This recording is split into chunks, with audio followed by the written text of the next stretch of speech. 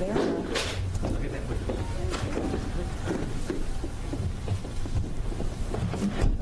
Thank you very much. Good morning, everyone. In Midtown Manhattan early this morning, 50-year-old Brian Thompson, the CEO of United Healthcare, was shot and killed in what appears, at this early stage of our investigation, to be a brazen, targeted attack. This does not appear to be a random act of violence. The victim was in New York City to speak at an investor conference. It appears the suspect was lying in wait for several minutes. And as the victim was walking to the conference hotel, the suspect approached from behind and fired several rounds, striking the victim at least once in the back and at least once in the right calf. Many people passed the suspect, but he appeared to wait for his intended target. The suspect fled, first on foot, then on an e-bike, and was last seen in Central Park on Center Drive early this morning. The victim was removed to Roosevelt Hospital, where he was pronounced. We've been in touch with his family, his friends, and his colleagues, and they are very much in our thoughts and prayers at this hour. The full investigative efforts of the New York City Police Department are well underway, and we will not rest until we identify and apprehend the shooter in this case. The women and men of the NYPD take enormous pride in the work that they do each day and each night to drive down crime and violence in our city. Right now, we are asking the public for your help. If you have any information about this case, call Crime Stoppers at 800-577-TIPS. We have increased the reward in this case to $10,000. I want to be clear. At this time, every indication is that this was a premeditated, pre-planned, targeted attack. Millions of people will be enjoying the tree lighting tonight, among other holiday events, and the NYPD will be out there with them, keeping them safe. For some preliminary details about today's tragic incident, I pass it over to our Chief of Detectives, Chief Joe Kenny. Thank you, Commissioner. The information I'm about to give you is preliminary as our investigation is continuing. This morning at 6:46 a.m., patrol officers from Midtown North Precinct responded to a 911 call of a person shot in front of the Hilton Hotel located at 1335 Avenue of the Americas. This is between West 53rd Street and West 54th Street. At 6:48 a.m., officers arrive and find the victim, Brian R. Thompson, a 50-year-old male, on the sidewalk in front of the Hilton with gunshot wounds to his back and leg. Mr. Thompson was removed by EMS to Roosevelt Hospital, where he was pronounced dead at 7:12 a.m. Mr. Thompson is the CEO of United Healthcare and resides in Minnesota. Detectives from Night Watch, Midtown North Detective Squad, and Manhattan South Homicide responded to the scene and began their investigation. What we know is that the shooter arrived at the location on foot about 5 minutes prior to the victim's arrival. He stands alongside the building line as numerous other people and pedestrians pass him by. From video, we see at 6:44 a.m. the victim is walking alone towards the Hilton after exiting his hotel across the street. We believe the victim was headed to the Hilton Hotel to attend the United Health Group Investors Conference that was scheduled to start at 8 a.m. The shooter appears to be a light-skinned male. He's wearing a light brown or cream-colored jacket, a black face mask, black and white sneakers, and a very distinctive gray backpack. The shooter steps onto the sidewalk from behind the car. He ignores numerous other pedestrians, approaches the victim from behind, and shoots him in the back. The shooter then walks toward the victim and continues to shoot. It appears that the gun malfunctions as he clears the jam and begins to fire again. The shooter then flees on foot northbound into an alleyway between 54th Street and 55th Street.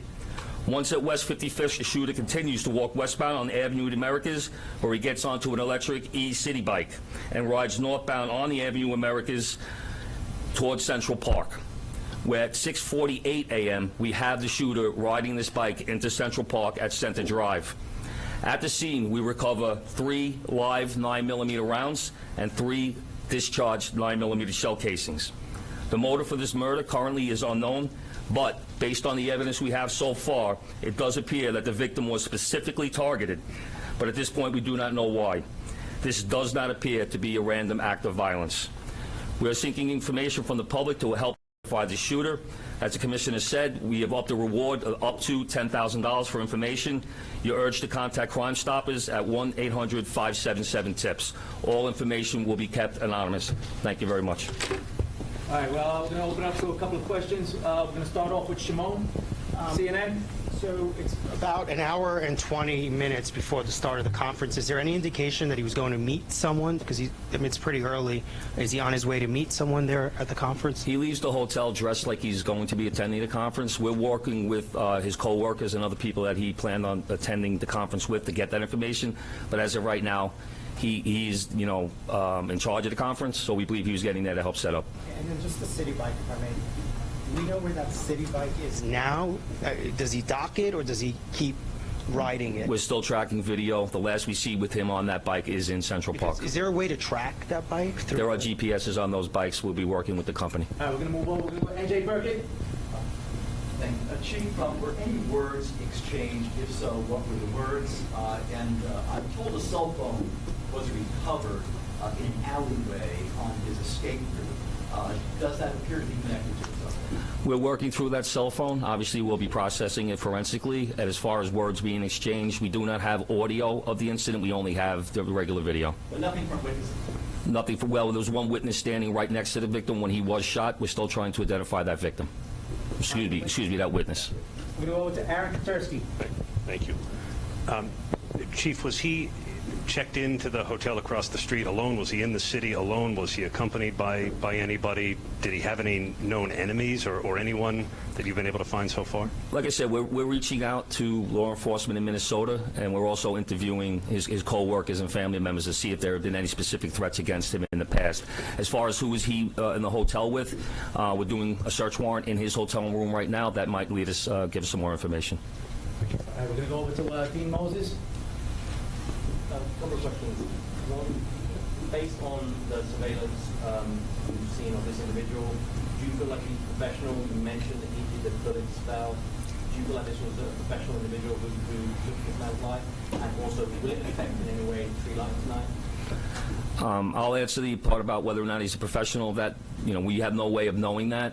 From watching the video, it does seem that he's proficient in the use of firearms, as he was able to clear the malfunctions pretty quickly. But as far as the tree lighting, I'll leave that to Chief Madrick. Yes.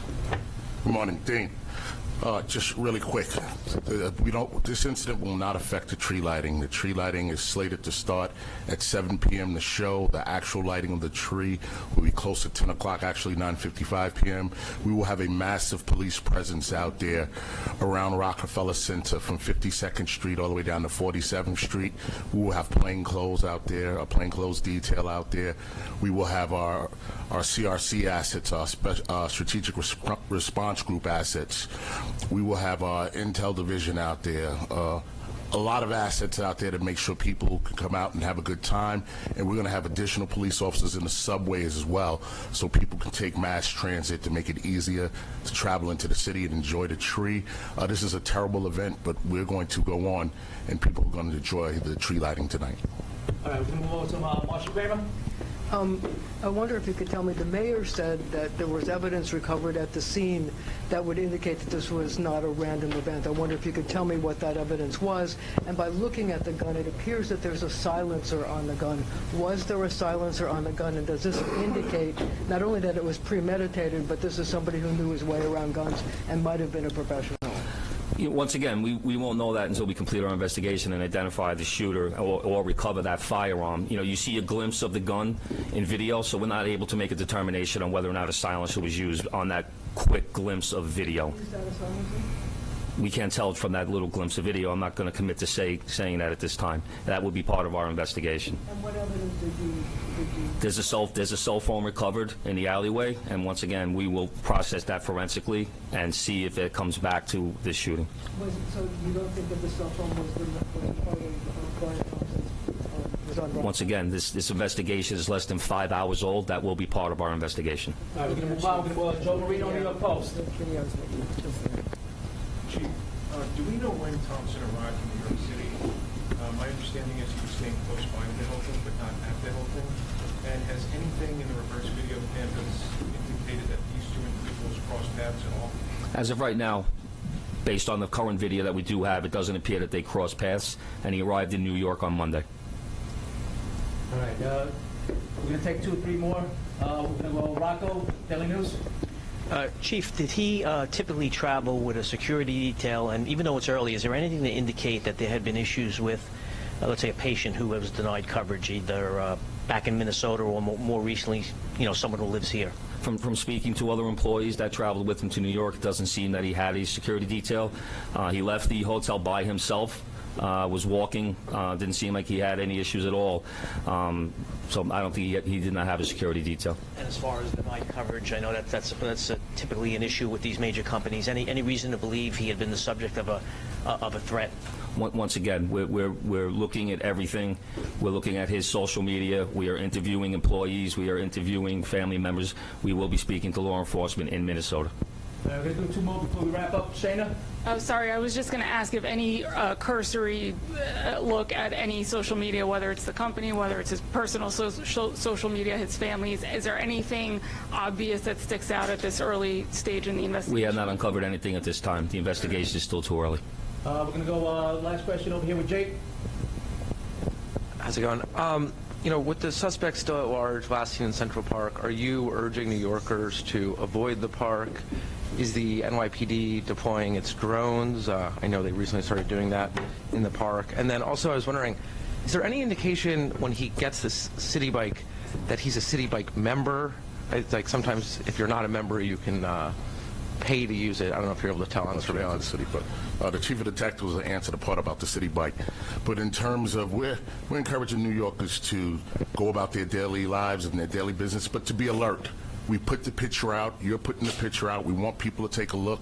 If they see anything suspicious, if they hear anything suspicious, we ask them to call 911, reach out to our detectives. With an incident like this, of course, we put a heavy deployment into Manhattan. We put additional resources out. We have the drones up. We have aviation out. We have K-9 out. When an incident like this happens, we don't spare any expense. We put all of our resources out there to support the chief of detectives' mission and to keep New Yorkers safe. So we will have a massive presence out there around the tree lighting, but throughout Manhattan as well until more information develops and we're able to support the chief of detectives and what he needs to make a quick arrest. As far as where he got the city bike, we're still working that through. Like I said, we're pulling video from numerous locations, numerous sources, and we have him on our timeline walking, and what we're very fortunate is he has that very distinctive gray backpack on. So we see him in one video clip walking, and then another source of video, him riding that bike. So we don't have video or witness confirmation on how he obtained that bike.